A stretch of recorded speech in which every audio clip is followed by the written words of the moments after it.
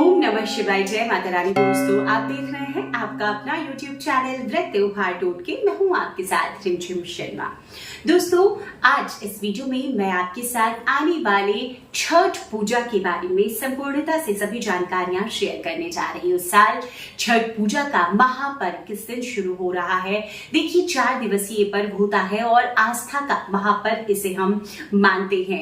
वैसे तो देखिए दोस्तों, यह पर्व जो है उत्तर भारत में, खास तौर पर बिहार, झारखंड, उत्तर प्रदेश, पश्चिम बंगाल में मनाया जाता है। अब जहां जहां पर लोग उत्तर भारत के मौजूद हैं, वहां वहां पर लोग इस आस्था के महापर्व में शरीक होते हैं और व्रत को धारण करते हैं।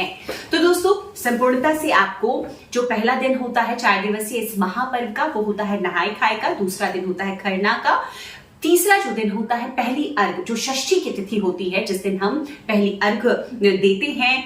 और पारण जो अगला दिन होता है, सुबह का जब अर्घ होता है तो उसे हम पारण कहते हैं। तो सभी के विषय में आपको जानकारियां मिल जाएगी। अगर आपके घर में भी इस बार छठ पूजा हो रहा है तो ये जानकारियां आपके लिए बहुत उपयोगी होने जा रही है। दोस्तों, चैनल पर पहली बार आए हैं, इस तरह की जानकारी आपको भी अच्छी लगती है तो चैनल को सब्सक्राइब भी जरूर कर लें।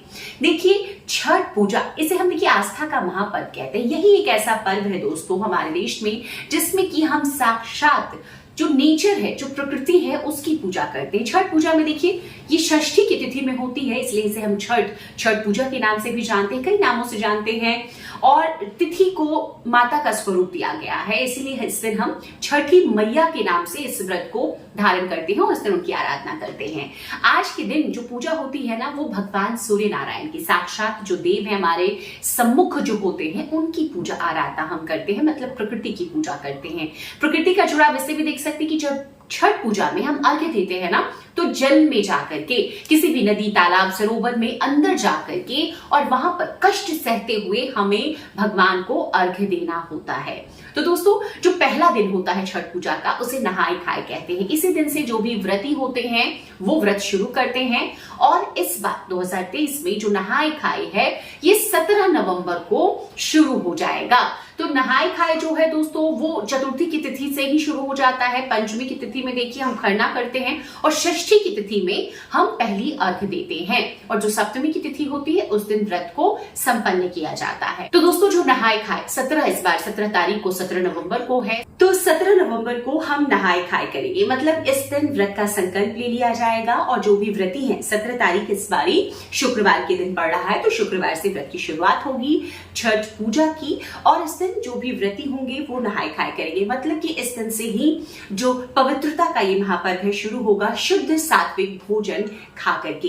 तो जो छठ पूजा करते हैं वो तो जानते हैं, जो पहली बार करना चाहते हैं उनके लिए मैं बता दूं कि आज के दिन शुद्ध सात्विक भोजन खाया जाता है। मतलब कि हमारे यहाँ अरबाइन भोजन किया जाता है, चने की दाल बनती है। और आज के दिन लौकी का, मतलब कद्दू का बहुत महत्व होता है, जिसे हम पूजा का प्रसाद मानते हैं। तो चावल, कच्चा चावल, जिसे हमारे यहाँ अरबा चावल कहा जाता है, अरबा चावल, चने की दाल और लौकी, ये जो तीनों चीजें, लौकी की सब्जी, ये तीनों चीजें ही आज का जो भोग होता है समझिए। और जो व्रती होती हैं वो सबसे पहले तो गंगा स्नान करके आती हैं। गंगा स्नान करके आने के बाद में वहीं पर सूर्य नारायण को अर्घ देती हैं और वहीं पर पूजन करती हैं, या चाहे तो घर में भी आकर के सूर्य नारायण की विधि विधान से पूजन करती हैं और उसके बाद में इस प्रसाद को ग्रहण करती हैं। देखिए, नहाय खाए के दिन जो व्रती होती हैं वो सुबह और शाम दोनों समय भोजन ग्रहण कर सकती हैं। इस व्रत में दोस्तों सात्विकता का बहुत ख्याल रखना होता है। तो जिनके घर में भी छठ व्रत होता है वो तो बहुत पहले से ही लहसुन, प्याज, तामसिक जो भी चीजें हैं उनके घर से वर्जित हो जाती है। आज के दिन जो भोजन बनता है एकदम शुद्ध सात्विक, सिर्फ नमक, हल्दी और हरी मिर्च, अदरक जैसी सात्विक वस्तुओं के साथ तैयार किया जाता है। और दोस्तों, इसे प्रसाद माना जाता है। आज हम दूसरे लोगों को बुलाते हैं और प्रसाद स्वरूप इसी भोजन को उन्हें भी ग्रहण करवाते हैं। जो दूसरा दिन होता है वो होता है खरना का दिन। इसे हम खरना कहते हैं, कई जगहों पर लोहंडा इसे कहा जाता है। आज के दिन जो व्रती होती हैं वो सुबह से व्रत में रहती हैं। आज भी गंगा स्नान किया जाता है। जो भी पवित्र नदियों में स्नान आसपास में होता है क्षेत्र विशेष के, वहां पर जाकर के स्नान करके आती हैं व्रती। वहां पर गंगा पूजन, सूर्य पूजन हो जाता है। घर में आकर के जो व्रती होते हैं वही स्वयं प्रसाद तैयार करते हैं। छठ पूजा का जो खरना का प्रसाद होता है, आमतौर पर वो बनता है कच्चे चावल, की खीर बनती है या तो दूध से, या फिर दोस्तों आज के दिन जो गन्ने का रस होता है, गन्ने के रस में चावल बनाया जाता है। इसे देखिए हमारे क्षेत्र में रसिया बोलते हैं, हो सकता है आपके क्षेत्र विशेष में कुछ अलग बोलते हैं। और यही गुड़ का जो बना हुआ कच्चा चावल है भोग स्वरूप शाम के समय एक बार फिर से सूर्यदेव को अर्पित किया जाता है। और जो व्रती होती हैं वो सूर्यदेव को अर्पित करने के बाद में एक समय शाम के समय गोधूली बेला में सूर्यास्त के समय इस भोजन को ग्रहण करती हैं और इसके बाद यही जो प्रसाद है वो लोगों में वितरित किया जाता है। अब तीसरा दिन जो होता है दोस्तों वो होता है पहली अर्घ का।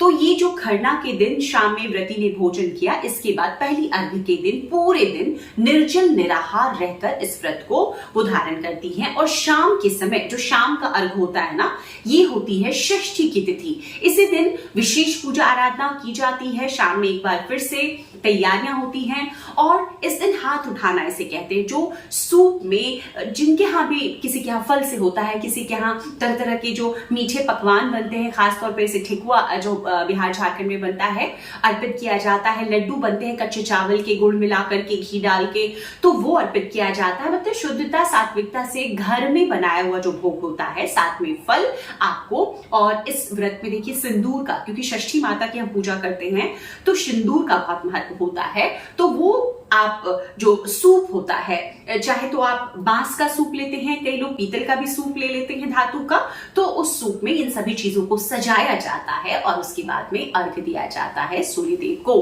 अर्घ देने के समय जो विशेष चीज होती है वो जल में, जैसा मैंने पहले बताया कि प्रकृति से बहुत जुड़ा हुआ ये व्रत है, तो जल में खड़े होकर ही सूर्य नारायण को अर्घ दिया जाता है। उसके बाद जो भी जो आपके घर परिवार के लोग होते हैं, अर्घ देना कहते हैं जल अर्पित करना।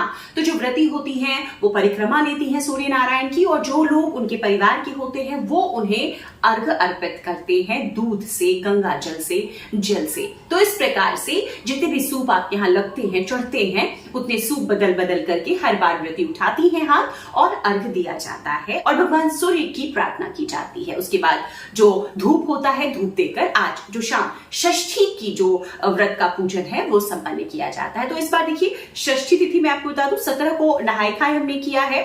हमने खरना किया शनिवार के दिन जो 18 नवंबर की तारीख होगी, और 19 तारीख को षष्ठी की तिथि है। अब षष्ठी की तिथि में देखिए यहाँ पर आपको शाम में सूर्यास्त के समय का बहुत ध्यान रखना है।